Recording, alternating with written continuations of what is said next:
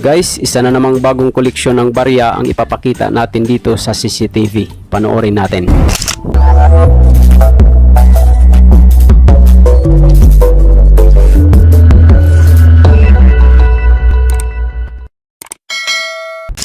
Ito guys ang 1 piso ASEAN 50 commemorative coin na inilabas noong 2017 nung maging chairman ang Pilipinas sa ASEAN. Itong ASEAN mga ka-CCTV guys ay ang Association of Southeast Asian Nations. So ito ay binubuo ng 10 bansa mga ka-CCTV na makikita natin dito sa kanyang reverse mamaya. Tingnan muna natin itong kanyang obverse. Dito sa kanyang obverse makikita natin mga ka-CCTV ang nakasulat na Partnering for Change, Engaging the World.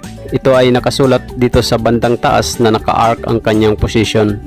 Sa mga ka-CCTV makikita din natin dito sa kanyang obverse ang nakasulat na ASEAN 50. At sa bandang baba nito guys ay makikita din natin ang Philippines 2017 at ang 10 stars na nagre-represent ng 10 countries or nations na kasali sa ASEAN.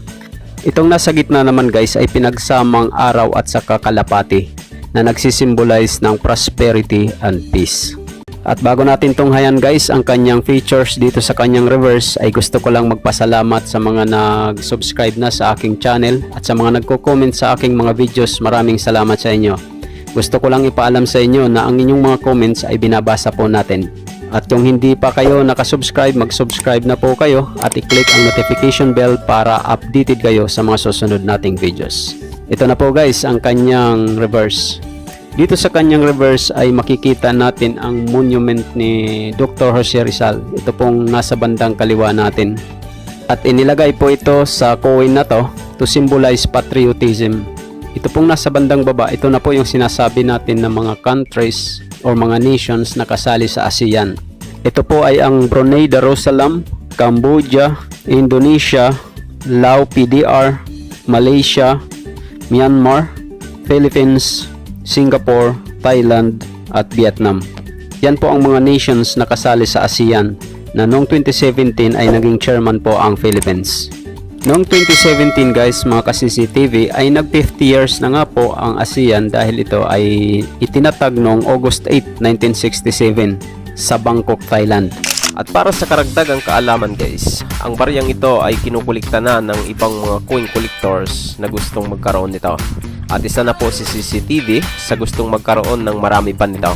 Kaya guys, kung mayroon kayong ganitong coins at gusto nyong ibenta, mag-comment lang po kayo dito sa video ito. At kung gusto nyo, i-post nyo ang picture o video ng inyong coins doon sa Coin Collector TV Facebook page. At doon makikita po ito na CCTV at ng iba pang mga coin collectors na maaaring bumili rin sa inyong coins.